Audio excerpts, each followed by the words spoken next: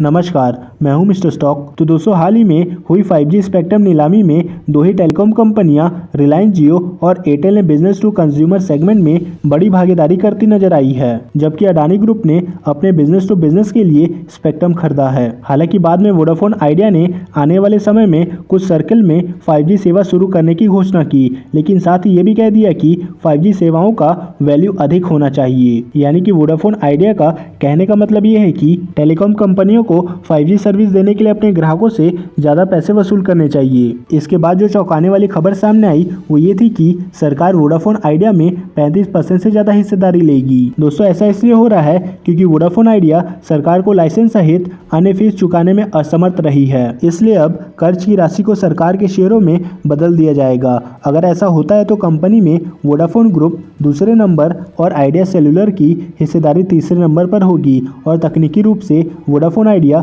BSNL की तरह सरकारी कंपनी के रूप में काम करेगी। दोस्तों, इस पूरे चक्र में वोडाफोन आइडिया का दिनों दिन कर्ज में दुष्चक्र में फंसना उसके ग्राहकों को बहुत बड़ा झटका देगा। दोस्तों, वोडाफोन आइडिया की वर्तमान आर्थिक स्थिति को देखते हुए कंपनी फिलहाल अपना कर्ज चुकाने की स्थिति में नहीं है। ऐसे में मार्केट में कयास लगाए जा रहे हैं कि टेलीकॉम सेक्टर में अब दो ही बड़े प्राइवेट प्लेयर रह जाएंगे। ब्रोकरेज फर्म ICICI सिक्योरिटीज के अनुसार 5G नेटवर्क लॉन्च करने, उसके विस्तार यानी कि एक्सपेंशन, कंपटीशन में बने रहने और जरूरी कैपिटल को पूरा करने के लिए वोडाफोन आइडिया के सामने बहुत सारी चुनौतियां हैं। दोस्तों, भारी कर्ज और फंड की कमी के चलते भी वोडाफोन आइडिया कई क्षेत्र में एयरटेल और जियो से कंपटीशन करने की स्थिति में नहीं है। ICICI सिक्योरिटीज ने वोडाफोन आइडिया के शेयरों के लिए अपना शेयर प्राइस टारगेट 9 रुपये रखा है। फर्म का कहना है कि 5G स्पेक्ट्रम की खरीद वोडाफोन आइडिया की सेवाओं को बनाए रखने और नई तकनीक के लिए एक नई परिवर्तन करने की क्षमता ही उसके अस्तित्व की गारंटी है। दोस्तों, ICICI सिक्योरिटीज का यह भी कहना है कि वोडाफोन आइडिया के शेयर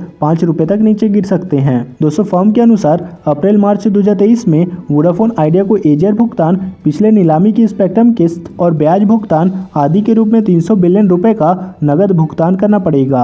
और हमने आपको वीडियो के शुरुआत में ही ये बताया कि वोडाफोन आइडिया 5G सर्विस देने के लिए अपने ग्राहकों से ज्यादा पैसे वसूल कर सकती है, यानी कि वोडाफोन आइडिया ARPU में वृद्धि करना चाहती है और इस चक्कर में कंपनी कर्ज के जाल में फंस सकती है। दोस्तों, बाजार में सोर्सेज के अनुसार वोडाफोन आइडिया को इंडेक्स को 6,800 करोड़, नोकिया को 3,000 करोड़, ATC को 2,400 करोड़ और एरिक्सन को 400 करोड़ रुपए का भुगतान करना है। दोस्तों, भुगतान न कर पाने की स्थिति में 5G सेवाओं के लिए आवश्यक नेटवर्क उपकरण और इंफ्रास्ट्रक्चर मिलना असंभव होगा। दोस्तों, एक रिपोर्ट के अनुसार वोडाफोन के CEO निक रीड ने 23 जुलाई को निवेशकों के साथ एक कॉन्फ्रेंस कॉल के दौरान कहा कि वह कर्ज में डूबे वोडाफोन आइडिया में किसी नई इक्विटी का निवेश नहीं करेंगे। दोस्तों, हाल ही में उपभोक्ताओं की संख्या के आंकड़े जारी होने के बाद इसका सीधा असर शेयर मार्केट में भी देखने को मिला है। NSE पर इस साल अब तक वोडाफोन आइडिया के शेयर की कीमत 40% से अधिक टूट चुकी है। वहीं एयरटेल की शेयरों की कीमत इस साल अब तक 13% से अधिक उछली है। दोस्तों, नए उपभोक्ताओं को जोड़ने के मामले में भी वोडाफोन आइडिया पिछड़ता नजर आ रहा है। दोस्तों, telecom regulatory authority of India की तरफ से जारी किए गए आंकड़ों के अनुसार जियो ने उपभोक्ताओं की संख्या के मामले में 35% की हिस्सेदारी के साथ बढ़त बनाए रखी है।